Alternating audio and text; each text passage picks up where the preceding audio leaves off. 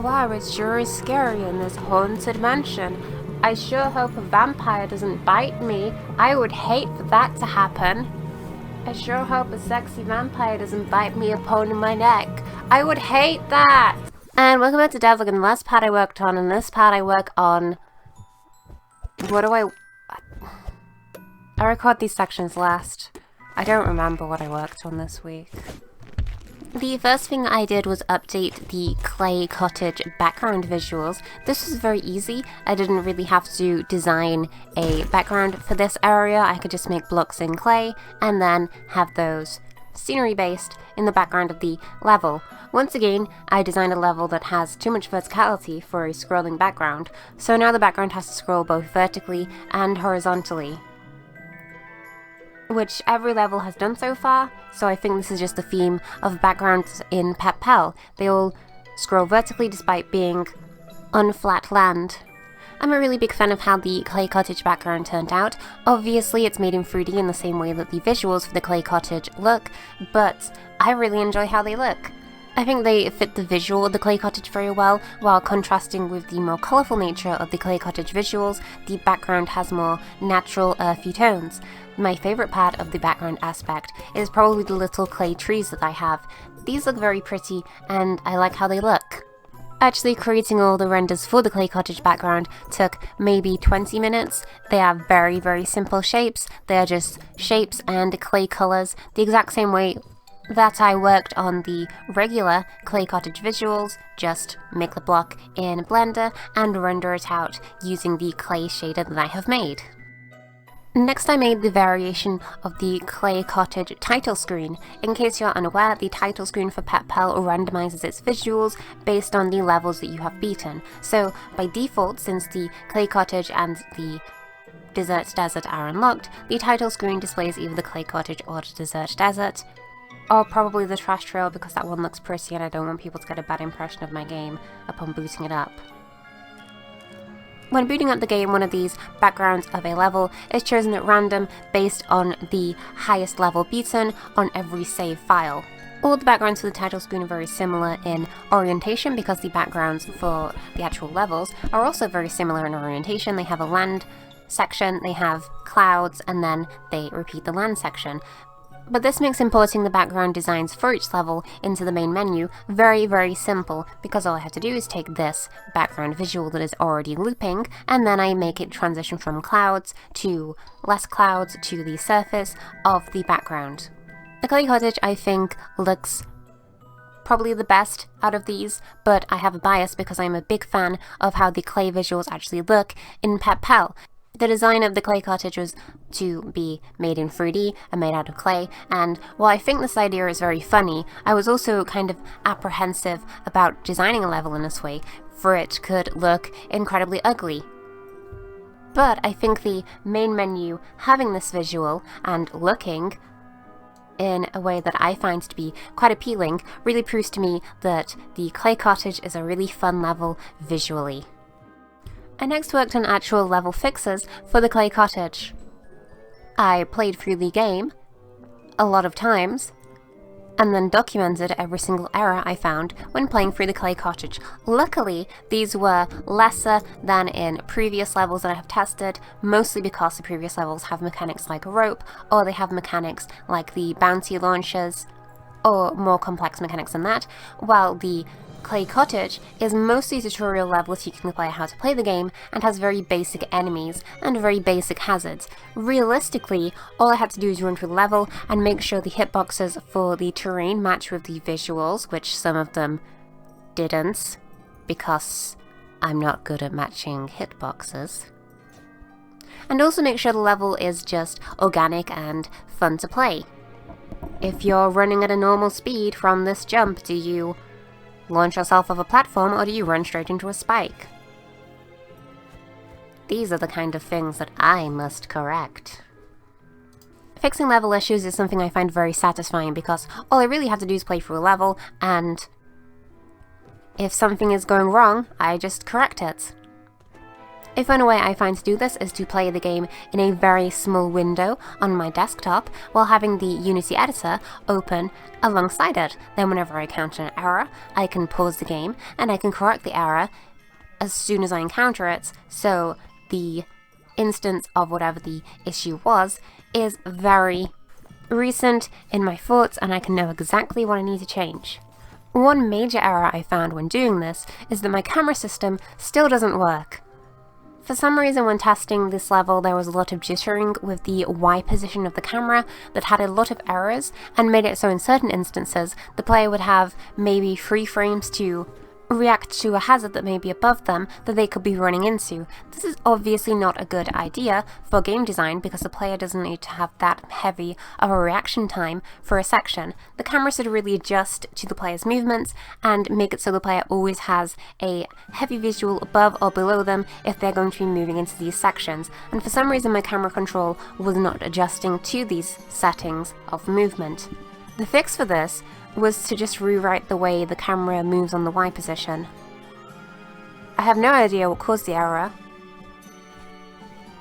I just redid the entire system, and now it works fine.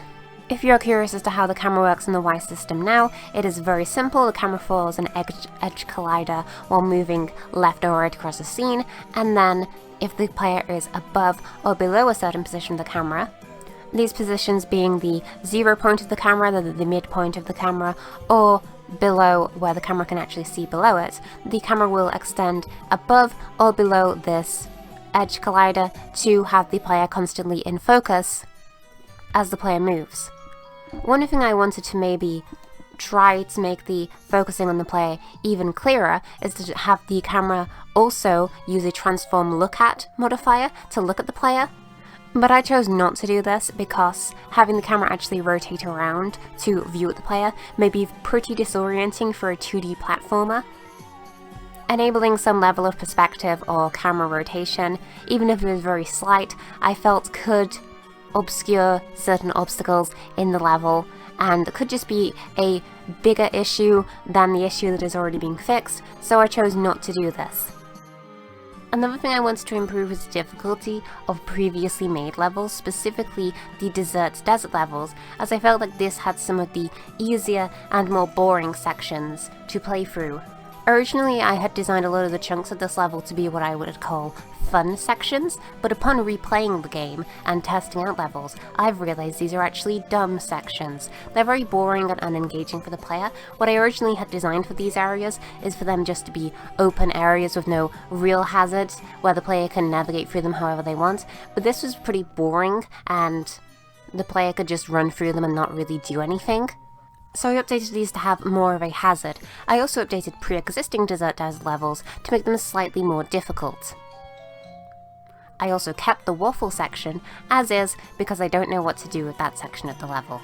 One technique I enjoy very much for this system of remaking levels is having a level of a section the player has to run through and then have the end of this section be some kind of barrel that they would break, and then through breaking this they would enable a bouncy bubble or a blue sticky bubble to move past the barrels, and then the player can use these bubbles to proceed with the rest of the level. I found this technique of designing with the sticky launchers to be pretty fun. It's probably the most obvious thing I could do to change the way the sticky launchers work, to have something blocking them that the player has to do away with, but I had only just had the idea to do this. I think in the hard remix version of the Desert, this will be a technique that I really want to establish and use throughout the remix of the level, because I think it adds a lot of difficulty in certain sections, having the player have to not only navigate around the hazards of the level, navigate around the bubbles, but also navigate and break blocks at certain points, so the player can actually use bubbles for other navigation and movement in the level. I then replayed through the Trash Trail level in an effort to try and make this level more difficult for the player. I then realised the Trash Trail, by comparison to my other two levels, is grueling and difficult and very hard to play. So I didn't need to make this level more difficult. I then had a genius-like epiphany. My game was originally designed to have pixel-perfect, precise movements in order to complete levels, such as a Celeste or a Sunblaze or another third example, and it occurred to me through testing the game that this design work really didn't work for Pep-Pel at all, and I'll explain why. Pep-Pel being designed momentum-based means that there's a lot of inconsistency with player movements and with player actions. If you use a dash at a high speed, for example, you're going to be moving slightly differently than a dash at a low speed, and this means pixel-perfect precision in level hazards and level movement is pretty difficult to perform in Pep-Pel because the inherent gameplay design of how Pep-Pel moves doesn't really account for this. This means that when testing these sort of hazards I had made in levels that had to be pixel perfect to perform and act properly when doing these, it meant that Pep-Pel was often missing certain areas in movement, or a lot of the actual movements the player had to perform were incredibly precise and awkward to do, and this wasn't fun or engaging for the player. So what I have now done is change a lot of these hazard designs in areas to be more accommodating for the actual gameplay of Pep-Pel, meaning they're still difficult hazards, but they're nothing that you have to be precise to avoid. You more so have to avoid these hazards by moving in a way that means you can avoid hazards. You just have to play the game well, but not perfectly. It's planning for a different kind of difficulty in Pep-Pel that is arbitrary and very difficult to actually explain. Instead of having a precise hazard, it just has a general hazard that the player has to navigate around using their already established movement mechanics in Pep-Pel. It's a difference between having to use a sequence of very well-timed dashes and just having a bunch of projectiles being fired at the player that the player has to avoid using their movement mechanics. The second example is the one I use. I then added a system to quickly reset levels upon finishing the level. There is already a quick reset button in the pause menu, but there needed to be one when the player has actually finished a level. This may strike you as a very easy thing to do. I could just reload the level, or I could just place the player back at the level and have the level accommodate for the player resetting it. And it is a very simple system to do, but because of how I had programmed everything else, it was awkward to actually make sure it worked correctly, and no object was being kept in a state of finished level. For this system to work, I have to take the level exit UI, the player, and the chunks that are all in the end of the level. I had to reset all of these back to default, and then move the player back to the start of the level. There's a lot of aspects of this that are pretty awkward. For example, the player actually maintains their end of level looping animation, and then transitions into a animation that doesn't actually fit the level restart, but all of this is obscured by the transition animation screen, where the screen is completely black. So if you were to be able to see behind this, you would see a lot of levels shifting around, things being enabled and disabled, Pep-Pel playing the wrong animation, certain objects just being destroyed completely so they can be more easily reset. For example, the level exit with all the golden treasure and the mimic the player has to destroy is a lot easier just to completely destroy that object and reset it whenever the player exits the level again, in opposed to having a system for this to reset itself. And then finally we place the player back at the beginning of the level, and we also reset the level timer so the player can try again to beat the level at a shorter time period. Finally, I updated the visuals for the gemeralds. Originally these were just alternate colours of the same gemerald. Now each alternate colour has its own visual difference to it. This was pretty easy to do. I draw the gemeralds, I make the funny colours, and then I have a funny collectible for Pep-Pel to collect. All I have to do is replace the original gemerald with the corresponding new colour one, and the colour system in the gemerald's scripting adapts to this. The awkward part of this, and the part that took significantly longer, is adapting the UI to display the correct gemerald when the player collects it. When the player collects gemerald, it will pop up the collectible UI on the top left of the screen. It will then replace one of these gemeralds with the colour that the player has collected. The issue with this is the gemeralds don't have a reference to what colour they should be. It's all randomly generated whenever the player loads the level, so I have to somehow take this randomly generated colour and then assign it to whatever the UI is supposed to be. To do this, I have to maintain a list of all of the collectible sprites in their order that they appear when the collectible themselves generate what their sprite should be. I need to maintain the index of whatever collectible sprite they have selected, and then when collecting a new sprite, gemerald, I need to feed this to the UI, so whenever the new gemerald in the UI is updated, we can also update its sprite to the index of the one that it had selected for itself. The reason I had to do this is because the original view of the gemeralds was for them to have their own symbol that they will be in the UI. And then when collecting a gemerald of any colour, this would just update with the arbitrary symbol that corresponds to every single gemerald. But I was too lazy to draw that, so I just made it the actual gemerald sprite that appears in game, that appears in the UI visual.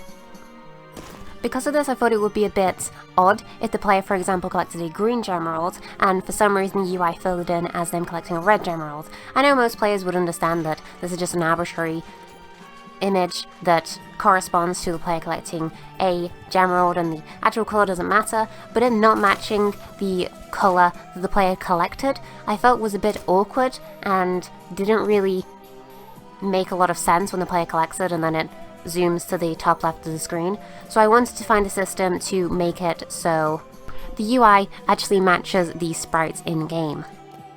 And that's for devlog. We're back to another devlog that encompasses just a bunch of random, unrelated things that I have coded within a week.